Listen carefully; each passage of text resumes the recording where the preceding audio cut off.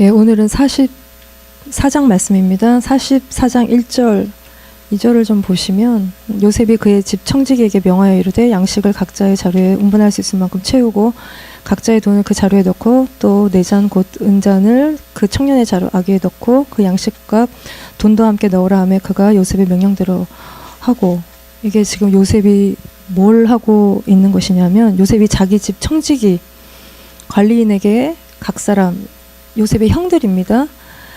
형들의 자루에다가 양식과 돈을 채우고 자신의 은자는 그 청년의 자루, 그 청년은 베냐민이에요. 그 자루에 넣으라고 요셉이 자기 집 청지기에게 명령하는 장면이에요. 요셉이 왜 이러고 있느냐 하면 바로가 꾼 꿈대로 7년의 풍년이 지나고 흉년이 왔어요.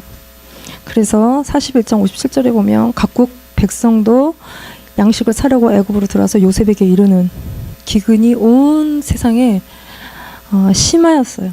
그래서 먹을 게 하나 없는 이 상황이 이 오늘의 본문의 44장의 이게 백그라운드예요. 형들이 요셉을 찾아가게 되는 그런 상황인 것입니다. 이게 이제 이 기근이라는 상황을 통해서 하나님이 요셉의 형들을 요셉에게로 보내시는 하나님의 섭리인 것이에요. 그래서 42장 1절에 그때 그 기근의 때에 야곱이 애굽에 곡식이 있음을 봤어요.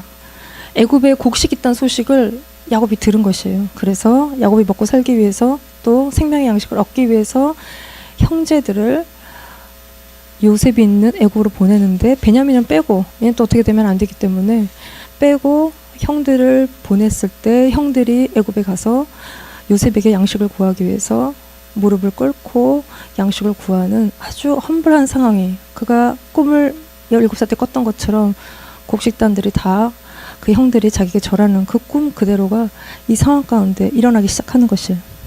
그래서 우리가 우리의 삶의 기근의 상황, 어렵고 힘들고, 그래서 정말 주님께 험블하게 겸손하게 나갈 수밖에 없는 우리들의 삶의 상황, 그 시즌이 기근의 때인 것입니다. 우리는 이렇게 뼛속까지 태생적으로 교만하기 때문에 우리가 삶 속에서 어려운 일을 겪고 깨져가지 않으면, 그 경험이 없으면 우리는 여전히 우리 안에서 굉장히 교만한데, 이거는 기근의 상황에 우리가 들어가고 닥칠 때 우리가 비로소 하나님 앞에 우리가 겸손하게 주님께 나아가게 되는 것입니다.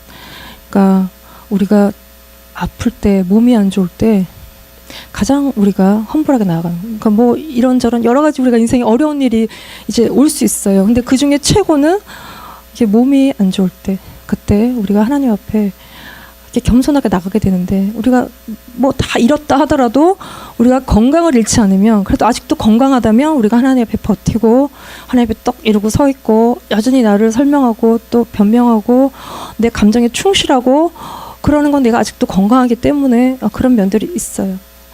그래서 우리가 하나님 앞에 나아갈 때 내 요 기근의 상황들을 가지고, 이 건강의 이 상황들을 가지고 하나님 앞에 나아갈 때 이게 이제 내가 하나님 앞에 꼬꾸라지게 되는 것입니다. 그래서 욥이 비즈니스를 잃고 자식을 잃고 건강을 잃었을 때 그 모든 걸 다 가진 것들을 잃어버린 것이, 저는 뭐 특별히 아파서 병원에 이렇게 가고 그런 적은 없어요. 그러나 애를 낳을 때 이제 병원에 간 게 전부인데 마치 큰 예방주사 맞은 것처럼 내 인생에 하나님이 이렇게 뭔가 놔주신, 가장 하나님 앞에 겸손했던 때, 막 여기저기 바늘 꽂고 소변줄 꽂고 누워 있으면 이보다 마음이 더 겸손할 수가 없어요.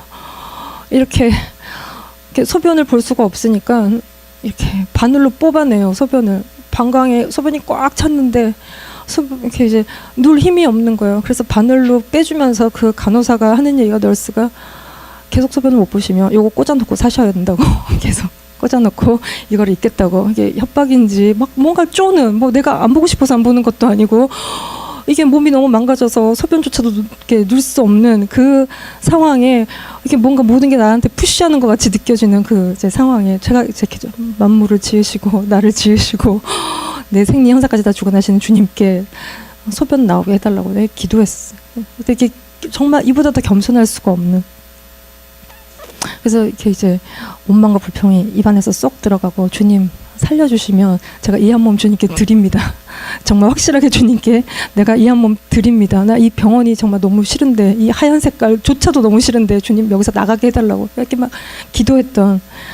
그래서 요때를 기억해요. 어르신들이 6.25를 기억하는 것처럼 제가 요때를 기억해요. 이게 병원의 효과인 것 같아요.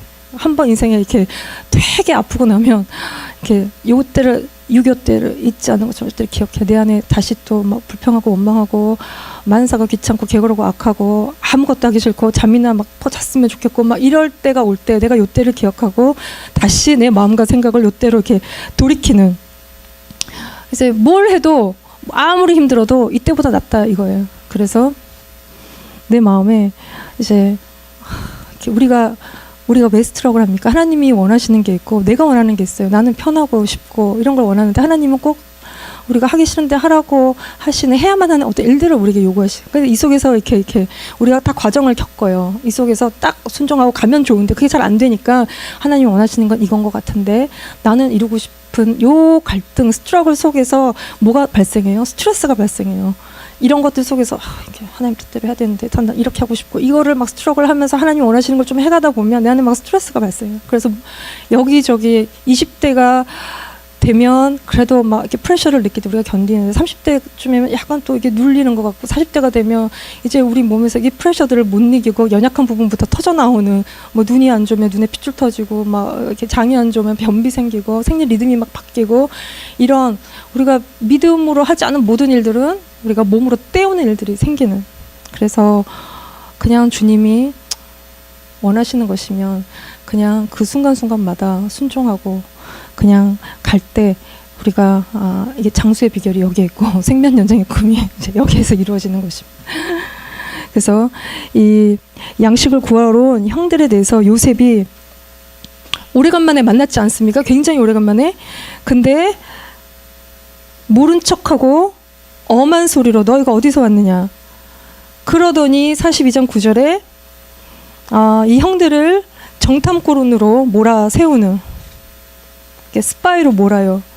너희는 정탐꾼들이라 이 나라의 틈을 엿보러 왔노라. 그랬더니 우리는 뭐 아니라 그러면 증명해봐라 뭐 이렇게 하면서 동생대로 베냐민 데려오라는 거예요. 그리고는 3일 동안 가둬놓고 시므온은 베냐민 데려올 때까지 대신 옥에 가두고, 이게 이제 먹을 게 없어서 양식 구하러 갔다가 이 형들이 완전 난리를 겪는, 너무 억울하게 뭐 이게 또 완전 날벼락 같은, 하지도 않았는데 뭐 이렇게 양식 구하러 왔다가 머리 조아린 상황에 스파이로 막 몰리는, 근거도 없고 증거도 없이 막 이렇게 몰리는 밑도 끝도 없는 일들을 요셉의 형들이, 요셉이 겪었던 것처럼 똑같은 일들을 그들이 겪고 있어요. 그리고 나서는 형들에게 또 요셉이 이걸로 끝난 게 아니에요. 또 뭘 하냐면 돌아가는 형들에게 이 42장 25절을 보면 명하여 곡물을 그 그릇에 채우게 하고 각 사람이 도는 그 자루에 도루 넣게 해서 그 형들이 돌아가는 길에 자기 자루에 있는 돈을 발견을 하고는 깊은 두려움에 빠지는, 이게 결국은 돈을 안 내고 양식 가져온, 또 스파이에 의해서 도둑으로 몰리게 생긴 상황이 또 이렇게 연출이 된 거예요. 이 모든 소식을 돌아온 그 아들이 야곱에게 전했더니 또 야곱은 이 상황에 또 자기 생각만 또 해요. 그래서 야곱이 이르되 내 아들 베냐민은 너희와 함께 내려가지 못하리니 그의 형은 죽고 그만 남았습니다. 만일 너희가 가는 길에서 재난이 그에게 미치면 너희가 내 흰머리를 슬퍼하며 수월로 내려가게 함이 되리라. 이 모든 일에 대해서 야곱이 또 형들을 막 원망해요. 요셉을 판 건 형들이 한 건데 지금 이 상황은 지금 자기들이 만든 상황이 아니에요. 하나님이 하고 계신 상황에 이제 이 모든 소식들을 듣고 야곱이 막 형들한테 모든 걸 다 이렇게 쏟아붓는, 이게 너무 형들이 마음이 어려워요. 수세에 몰리는. 그래서 36절에도 너희가 나에게 내 자식들을 잃게 하는도다. 요셉도 시므온도 없어졌거늘 베냐민도 또 뺏어가려고 하니 이는 다 나를 해롭게 한다는 것입니다. 그래서 내 눈에 흙이 들어가기 전에 절대로 베냐민을 내놓을 수 없다는 것이에요. 이게 야곱의 마음이에요.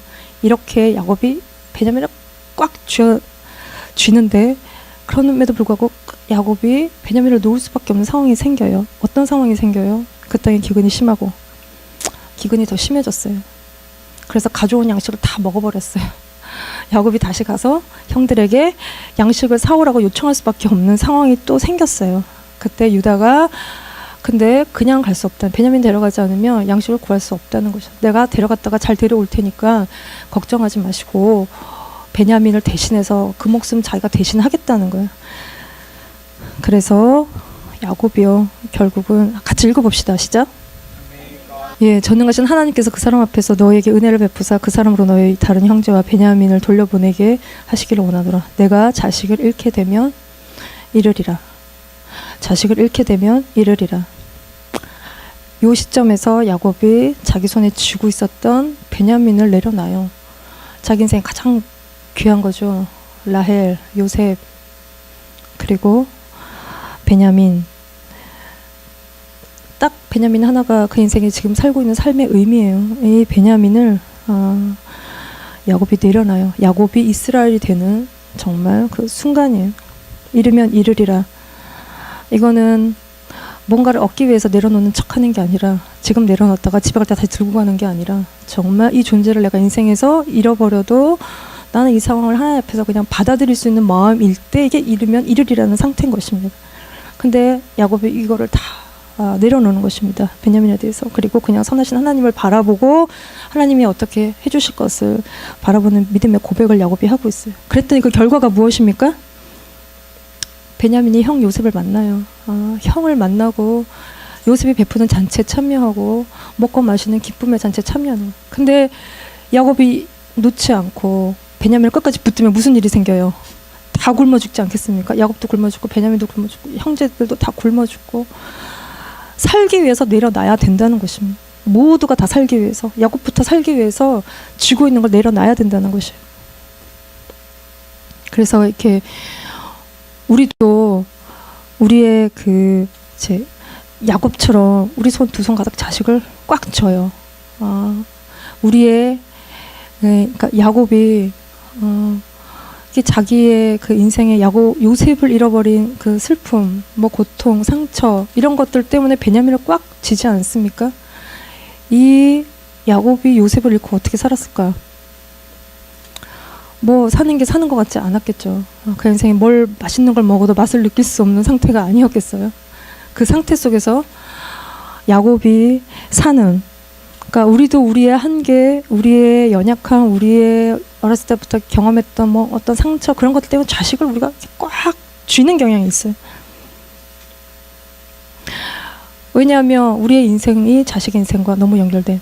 그래서 유다가 44장에 요셉에게 가서 베냐민 살려줘야 된다고, 아버지의 인생과 이 베냐민의 인생이 하나로 연결되어 있기 때문에 얘 데려가지 않으면 우리 아버지 죽어요. 그래서 요셉에게 베냐민을 이렇게 정말 구해달라고 유다가 애스킹하는. 그러니까 우리가 자식과 우리가 너무 하나로 연결되어 있는, 아기가 뱃속에 탯줄로 연결이 돼 있잖아요. 엄마가 먹으면 그 탯줄로 다 이렇게 영양이 공급이 되는. 밖에 나와서 탯줄을 끊고 나와도 그럼 우리가 분리가 됐느냐. 그렇죠. 정서적으로 부모와 자식은 너무너무 연결이 돼 있다는 것이. 그래서 우리가 이제 사랑하고 집착하고 이렇게 걱정하고 염려하고 그러는 것이 우리 안에 이렇게 있어요. 우리가 피부가 상처를 받으면 이 안에서 조직이 다 엉기고 꼬이고 다 이렇게 그렇게 돼서 굳어지는 것처럼 자식의 문제, 내 문제 이게 다 뒤에 엉겨서 우리가 이제 어렵다. 자식의 문제를 겪으면 우리가 되게 이렇게 죽을 것처럼 고통스럽다는 것이.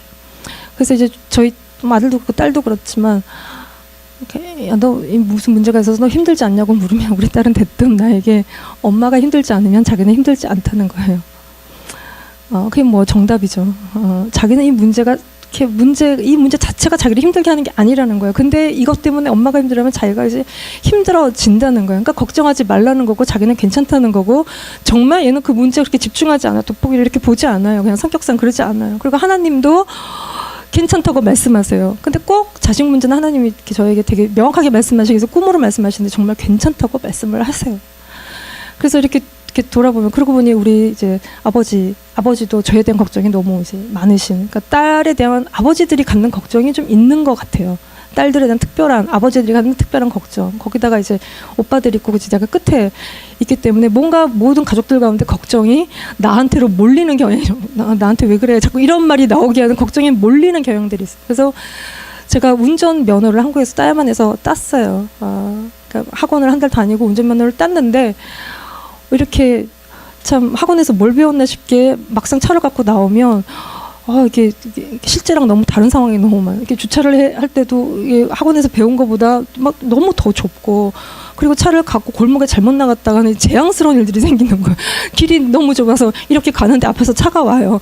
그러면 둘 다 같이 지나갈 수 없어서 뭔가 한 차는 뒤로 눈치껏 빼야 되는 이런 굉장히 이렇게 난감한 상황들이 생기는. 그래도 대로변에 나가서 운전을 하면 이게 이제 밟고 다니면 시원하고 좋은. 그래서 처음 운전해서 아버지 집을 갔어요. 애를 뒤에 좀 작은 애들을 태우고 갔는데 가는 내내 아버지가 걱정하신 거야. 1시간 내내 내가 오는 길 내내 아버지는 이제 걱정하셔서 집에 딱 도착했는데 아버지 얼굴이 정말 다크서클이 가득하고 얼굴이 막 흑빛이신 분위기인 거예요. 그러니까 나는 사고가 날 거라는 생각을 하나도 하지 않는데, 왜냐하면 뭐 잘 모르니까. 근데 평생 운전하신 아버지는 서울 길바닥이 복잡하고 사고가 너무 많고 이게 사고 나고 오면 안 되는데 걱정하시다가 내가 가니까 너무 이제 반갑고 뭐 죽었다가 살아온 것처럼 잔치 베풀어질 분위기로 음식 시켜주시고 막 그러는. 그래서 이게 우리가 자식 걱정하는 건 무죄죠. 부모가 자식 걱정하는 건 누가 이거를 비난하고 힐난하겠어요. 다 그럴 만하니까, 걱정할 만하니까 부모가 자식 걱정하는 것입니다. 밖에 나가서 자식이 무슨 일을 겪을지도 모르고 세상 너무 험하고, 그리고 야곱도 괜한 걱정하고 있는 거 아니에요. 없는 걱정 만들어서 하고 있는 것이 아닙니다. 야곱은 정말 형제들을 이 애굽에 보내놨더니 지금 막 스파이로 몰리고 막 도둑으로 몰리고 너무 험한 일을 겪고 있어요. 그 속에 베냐민까지 데려가야 된다고 하니까 야곱은 너무 심란한 것입니다. 근데 우리가 그럼에도 불구하고 자식을 하나님께 맡길 때 야곱의 고백처럼 하나님이 그 사람에게 은혜를 주셔서 다 풀려나기를 구하는 그 믿음의 고백이 있을 때 하나님이 우리 아이들의 인생을 이끄시고 또 은혜 주신다는 것을 믿는 믿음이 필요한 것이에요. 그래서 하나님이 야곱이 베냐민을 놓을 수 있도록 기근이라는 상황을 통해 이게 몰아가시는, 이게 다 하나님이 그 인생 가운데 하시는 거예요.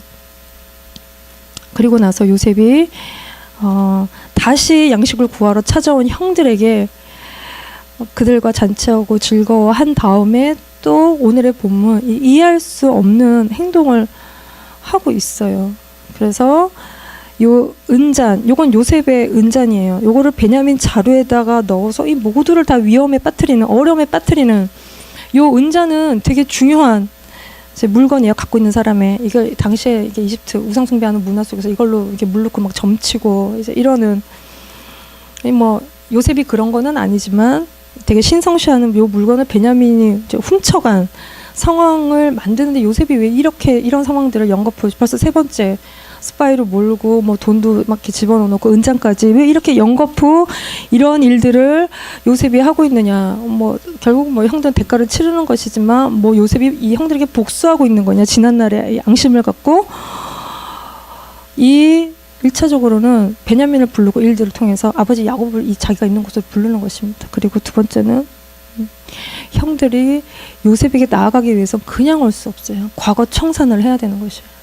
지난날에 이 요셉의 형들이 잘못한 것들을 요셉에게 나아오기 위해서 이것들을 다 이렇게 청산해, 회개하고 돌이켜요. 그들은 아버지 집에서 동생 팔아먹고도 잘 살고 있어요. 야곱은 요셉이 죽은 줄 알고 아버지 속여가면서 이들은 잘 살고 있어요. 그러나 삶의 기근이 닥치고 먹을 게 없고 그런 상황 속에서 더 이상은 이렇게 살 수가 없는 것이에요.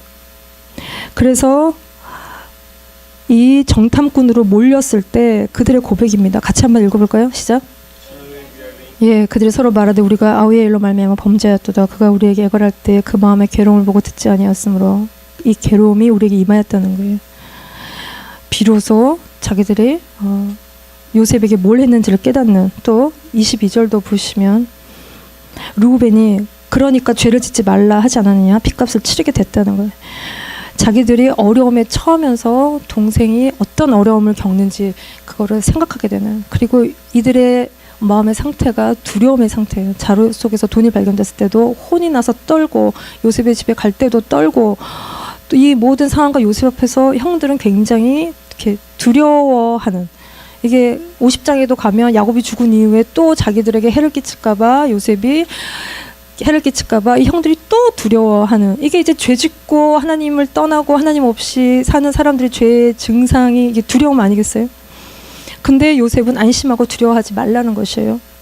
그리고 두려움 속에, 그럼에도 불구하고 두려움 속에 있는 이 형들은 그걸 통해서 자기들 죄악을 깨닫는 것이 필요해요. 그래서 베냐민의 가방에서 은잔이 발견이 됐을 때 절대 우리는 그러지 않았다고 그들이 자기들의 결백을 주장하지만 가방에 그 자루에 은잔을 발견하면 그들의 죄가 발견이 되는 것입니다. 그래서 44장 13절에 그들이 옷을 찢고 각기짐을 나게 싣고 성으로 돌아갔다는 것이, 이게 가슴을 찢는 것은 통회하는 것입니다. 이 베냐민을 살려 데려가야 되는데 자기의 죄가 발견이 됐어요. 요셉 동생 요셉에게 한지 그것 때문에 자기들이 막 당하고 있는 굉장한 억울한 여러 가지 일들, 베냐민이 종이 되게 된 상황, 이런 상황 속에서 요셉에게 나아가서 이 형들이 엎드리는 것이. 그래서 이게 유다의 고백이에요. 유다가 말하되 더 이상 자기는 죄가 없다고 얘기하지 않고 하나님이 종들의 죄악을 찾아내셨다는 것이에요. 베냐민이 노예가 되고 자기들이 다 노예가 된 상황이 된. 그래서 하나님 앞에 이 모든 상황들 속에서 회개하고 이 요셉의 형들이 요셉에게 나아오고 있는 것이. 이게 요셉은 이 형들에게 이 여러 시험들을 통해서 형들을 회개시키고 있는 것이. 이들이 회개한 적이 없어요. 동생한테 한 짓을 회개한 적이 없어요. 삶의 기근과 억울하고 힘든 일들을 겪으면서 회개의 역사가 형들 사이에서 일어나고 있어요. 더 이상 이 형들이 무감각, 죄에 대한 무감각함, 무지, 가볍게 여기는 것으로는 더 이상 요셉에게 나아갈 수 없는, 우리가 더 이상 이렇게 그냥 하나님 앞에 나아갈 수가 없는 이 어려운 상황들을 통해서 하나님이 우리를 회개시켜 가고 있는 과정이라는 것이. 하나님 우리 안에 있는 여러 가지 죄악들을 깨닫게 하시도록 사람을 사용하시고 환경을 사용하고 계시는 거예요. 그래서 우리를 굉장히 거칠게 다루시는 것 같은, 우리를 막대하시는 것 같은 하나님의 상황과 환경을 통해서 우리를 다루시는 다루심이 이 속에 있어요. 왜 이렇게 하시느냐 하면, 같이 읽읍시다. 회개하지 않으면 망한다는 것입니다. 죄의 삭은 사망이기 때문에 회개치 않으면 우리가 이전에 지었고 지금도 짓고 있는 죄의 심각성, 죄에 대한 깨달음, 죄에 대한 각성, 영적인 각성, 이거를 일으키신 게 성령님 우리 가운데 하시는 일이에요. 그러니까 우리가 아주 작은 일은 괜찮다고 생각하지 않습니까? 이게 무감각함인 것이. 작은 거 괜찮아. 누구 이렇게 욕하고 이렇게 막 뭐 나쁜 거 보는데 괜찮다고 이렇게 생각하는 거, 요게 죄에 대한 감각이 없는 거예요. 괜찮겠냐? 괜찮지 않죠. 근데 이걸 괜찮다고 생각해요. 할 만하니까 하는 거라고 생각하고 하는 이것 자체가 되게 우리가 무감각한 거예요. 근데 주님의 눈은 정결하시고 악을 참아보지 못하시고 폐역을 참아보지 못하시는 그분 앞에 우리의 작은 것 하나도 우리가 하나님 앞에 이렇게 회개하는 것이 너무 필요합니다. 그래서 항상 죄가 내 앞에 있다는 것을, 내가 이렇게 살다가는 신발받고 죽는다는 것을 깨닫는. 그래서 형들이 요셉에게 겸손히 나와서 죄사함의 은혜를 받고 있는 것이. 저도요, 죄를 잘 몰라요. 내가 하나님 앞에 정말로 대면하게 서기 전까지는 뭐 짜잘한 것들 잘 몰라요. 죄인지 잘 몰라요. 근데 정말 하나님 앞에 서면 이게 죄구나. 그래서 내 안에 있는 성령님이 탄식하시면 그때 내 안에 애통함이, 죄에 대한 애통함이 일어나요.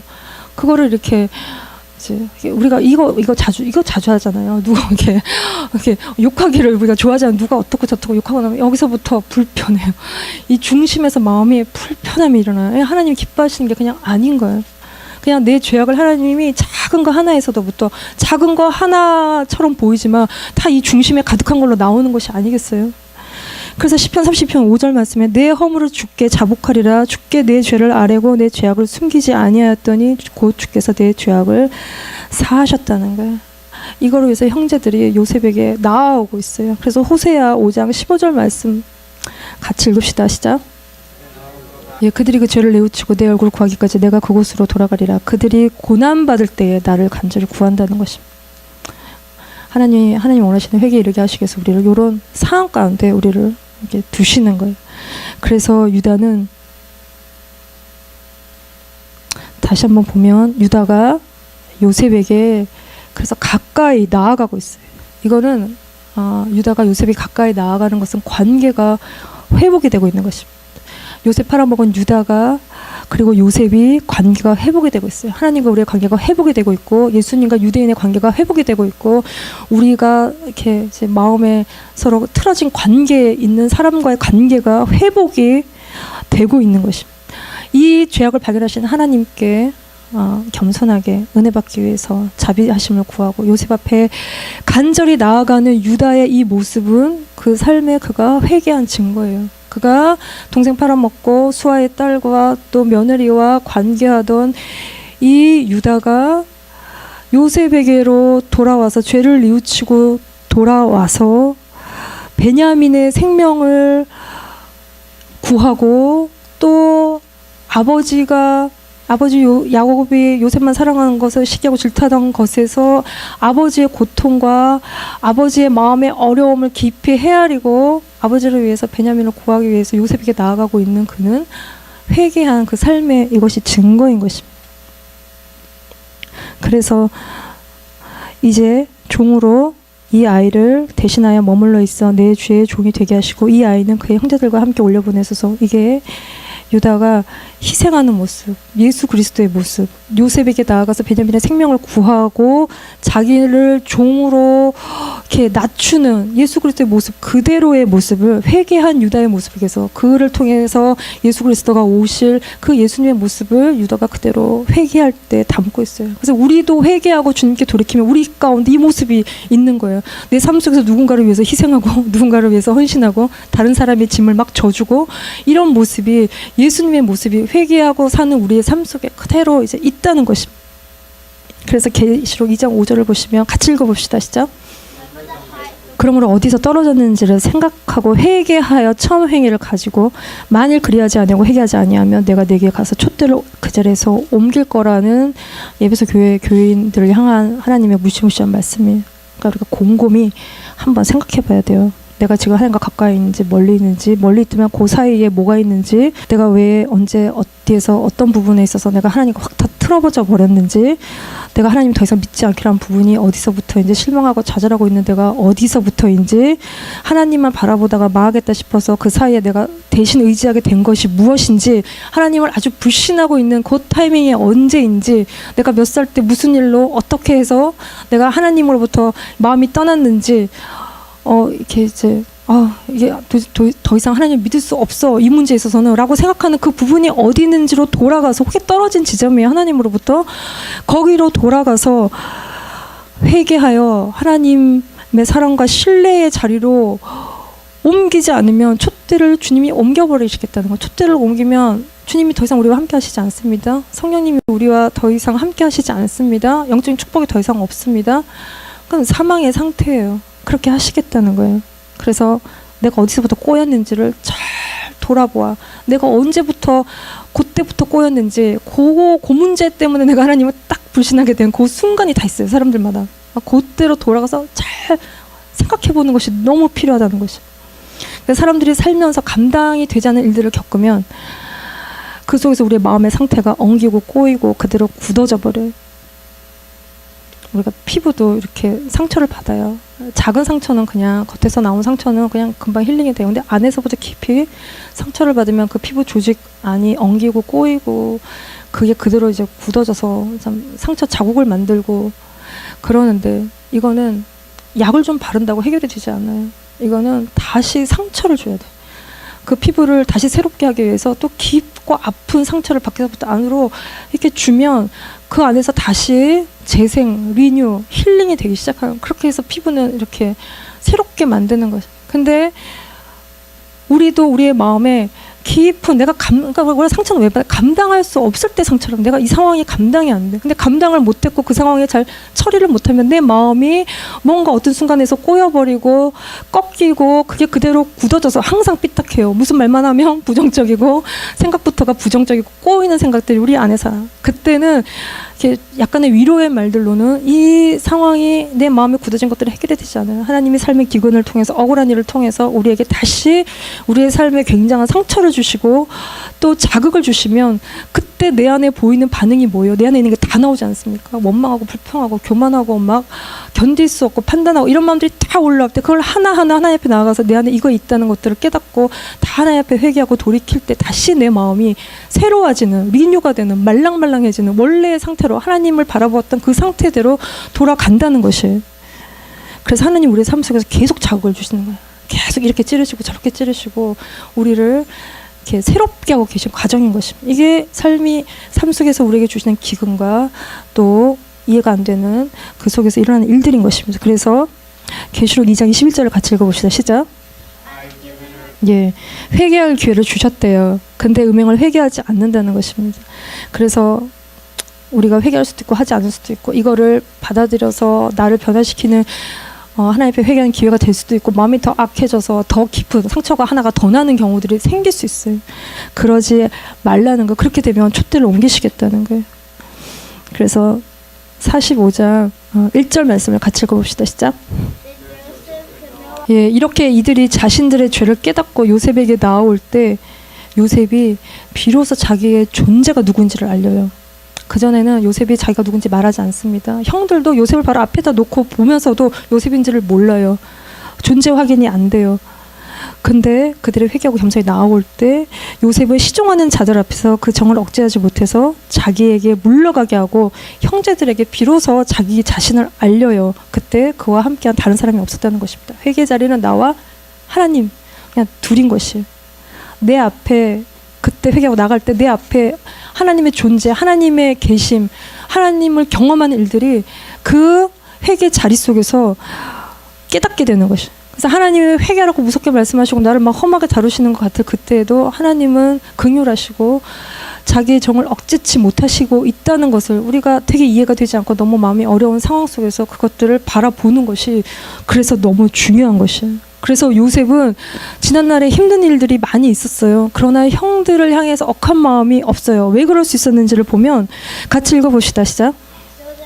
예, 그런즉 나를 이리로 보낸 이는 당신들이 아니고 하나님이시라는 거예요. 주님이 다 이렇게 하셨다는 거야. 하나님이 다 하신 일이라는 것입니다. 그래서 사사로이 형들을 미워하는 마음에 사로잡히지 않아요. 그래서 요셉이 41장에 보면 두 아들을 낳습니다. 므낫세와 에프라임을 낳아요. 므낫세의 이름은 하나님이 내게 내 모든 고난과 내 아버지의 온 지비를 잊어버리게 하셨다고 고백하는 이름이에요. 둘째 에프라임의 이름은 내가 수고한 땅에서 번성케 하셨다는 이름의 고백이에요. 고백의 이름이에요. 그러니까 요셉이 자기가 억울한 일, 겪은 일에 붙들려 살지 않고 다 잊어버리게 하시는 은혜를 하나님이 주셨다고 그 아들의 이름을 통해서 요셉은 고백하고 있어요. 우리가 잘 못 잊죠. 우리 머릿속에 들어온 나쁜 기억은 절대 머릿속에서 빠져나가지가 않아요. 잊어버린다는 것은 굉장한 하나님의 은혜인 것입니다. 우리는 이것만 기억하지 않습니까? 뒤끝이 굉장한 그것만 기억해요. 근데 다 잊고 지낼 수 있었다고 고백하는 그 요셉의 고백은 하나님의 은혜인 것입니다. 그래서 44장 18절 말씀도 같이 읽읍시다. 시작. 예, 그래서 유다가 그에게 가까이 가서 이르되 45장 4절 말씀에도 요셉이 형들에게 이르되 내게 가까이 오소서 그들이 가까이 갔어요. 그래서 유다가 자신의 죄악을 깨닫고 주이신 요셉에게 가까이 나아갈 때 주님은 우리에게 자기를 나타내 보이시고 주님도 우리를 가까이 하시는, 그래서 우리가 회개할 때 주님과 연합하는 하나가 되는 일들이 일어나는 것입니다. 그래서 요셉은 이 만난 형제와 아버지와 같이 살기를 원해요. 같이 읽어봅시다. 시작. 예, 그래서 45장 10절에 고센 땅에 머물며 나와 가깝게 하소서. 주님이 우리를 가까이, 회개한 우리를 가까이 주님과 우리가 같이 살도록 부르시는 것이. 그래서 주님께 가까이 가면 그 속에 회개와 용서와 그 눈물과 바로와 그 신하들의 기뻐함과 기근의 땅에서 하나님이 주시는 것을 먹는 그 놀라운 은혜의 일이 있는 것입니다. 그래서 우리가 어디서부터 우리가 떨어졌는지를 생각하고 아버지의 집으로 돌아가 아버지의 집에서 사는 우리가 되기를 기도합니다.